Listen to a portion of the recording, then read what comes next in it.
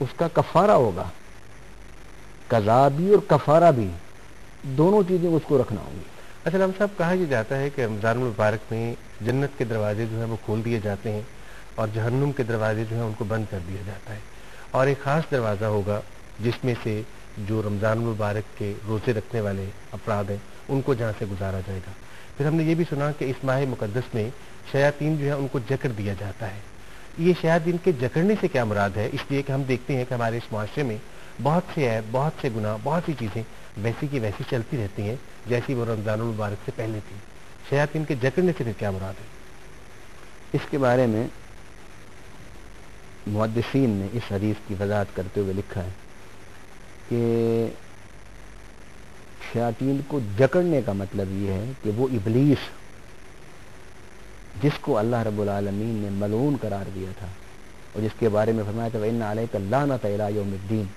کہ تو نے میری بات کا انکار کر کے آدم کو سجدہ نہ کر کے نافرمانی کی اور میں تیرے گلے میں قیامت تک کے لیے لعنت کا طوق ڈال رہا ہوں۔ حضور صلی اللہ علیہ وسلم کی اس فرمان کا مقصد یہ ہے کہ وہ جو شیطان کبیر ہے، بڑا شیطان اعظم ہے، اللہ تعالیٰ اس کو ماہ رمضان میں قید کر دیتا ہے۔ اچھا علامہ صاحب، وہ جو بڑا شیطان ہے اس کو تو قید کر دیا گیا، اللہ تعالیٰ نے اس کو قید کر دیا، لیکن ہم دیکھتے ہیں کہ ہمارے اس معاشرے میں فتنہ، ہمارے اس معاشرے میں فساد، ہمارے اس معاشرے کے معاشرتی مسائل جو ہیں وہ خاصی حد تک چلتے رہتے ہیں۔ اس حوالے سے پھر آپ کیا فرمائیں گے؟ دیکھیے، شیطان کا قید ہونا یہ تو آپ بھی محسوس کرتے ہیں کہ وہ مسجدیں جو پورا سال خالی رہتی ہیں،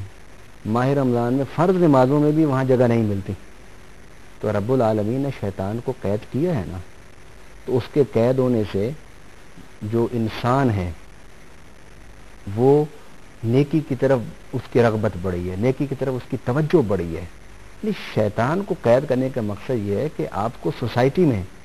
نیکی، عبادت، اطاعت، اس کی طرف ایک رجحان ملتا ہے، آپ کو ایک رجوع ملتا ہے آپ کو، اور وہ عبادت گاہیں جو پورا سال خالی رہتی ہیں اور بڑے بڑے مواقع پر، جمعوں کے موقعوں پر، اب ماہ رمضان کے فرض نمازوں میں وہاں پاؤں رکھنے کی جگہ نہیں ہوتی، یہ اس بات کی دلیل ہے۔ یعنی شیطان کو قید کرنے کا ایک روحانی معنی یہ ہے کہ اللہ تعالیٰ کی طرف سے شیطان قید ہو جاتا ہے، اور اس کا نتیجہ اور ثمرہ اور مظہر کیا ہے کہ معاشرے میں، گھروں میں قرآن کھل جاتے ہیں، مصلے بچ جاتے ہیں، عبادت شروع ہو جاتی ہے، روزہ شروع ہو جاتا ہے، راتوں کی تلاوتیں شروع ہو جاتی ہیں۔ گویا رمضان میں شیطان کا قید ہونا، ہم آنکھوں سے تو نہیں دیکھ سکتے کہ شیطان کو اللہ نے بیڑیاں ڈال دی ہیں، لیکن اس بیڑیاں ڈالنے کے بعد جو نتائج و ثمرات ہمارے سامنے آتے ہیں اس سے بالکل واضح پتہ چلتا ہے کہ شیطان قید ہو گیا۔ رہی بات کہ اس شیطان کے چیلے وہ آزاد رہتے ہیں، اور میں اپنے ان بھائیوں کو جو ماہ رمضان میں بھی نیکی کی طرف راغب نہیں ہوتے، جو ماہ رمضان میں بھی توبہ کی طرف نہیں آتے، جو ماہ رمضان میں بھی عبادت کی طرف نہیں آتے، میں انہیں کتاب و سنت کے حوالے سے یہ بات سمجھانا چاہتا ہوں کہ انسان کی موت کا کوئی وقت کسی انسان کو پتہ نہیں۔ اس سے پہلے کہ ہم اس دنیا سے رخصت ہو جائیں، ہمیں چاہیے کہ یہ ماہ رمضان کہ جو اللہ نے ہمیں نصیب کیا ہے، ہم اس کی برکتوں اور سعادتوں سے اپنے دامن کو، اپنی جھولیوں کو بھریں، اور نیکیاں کر کے اپنے نیکی کے پلڑے کو بھاری کر لیں، اور معافی اور توبہ سے اپنے گناہوں کے پلڑے کو خالی کر لیں، کیونکہ اللہ تعالیٰ کی طرف سے موت ایک اٹل حقیقت ہے، وہ کسی وقت بھی آ سکتی ہے۔ ہو سکتا ہے کہ آنے والے ماہ رمضان سے پہلے ہم اللہ کی طرف رجوع کر جائیں، تو ایسا نہ ہو کہ ہم ماہ رمضان کی سعادتوں اور برکتوں کو ضائع کرنے والے اللہ کے کاغذوں میں لکھ دیے جائیں۔ علامہ صاحب، بہت شکریہ آپ کا،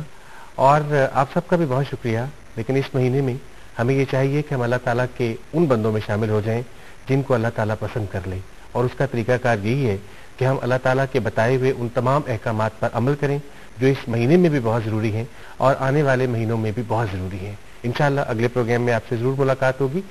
पास अगर कोई हम तक पहुंचाने के लिए कोई फीडबैक हो, कोई कमेंट्स हो, कुछ भी आप कहना चाह रहे हो, तो उसके लिए बड़ा आसान सा हमारा ईमेल एड्रेस है info@rasool, यानी info@yahoo.com, info@rasool@yahoo.com। इंशाअल्लाह अगले प्रोग्राम में आपसे फिर मुलाकात होगी। अपने मेजबान रियाज खान को अब इसी प्रोडक्शन टीम के साथ इजाजत दीजिएगा। अगले प्रोग्राम तक के लिए अल्लाह हाफिज।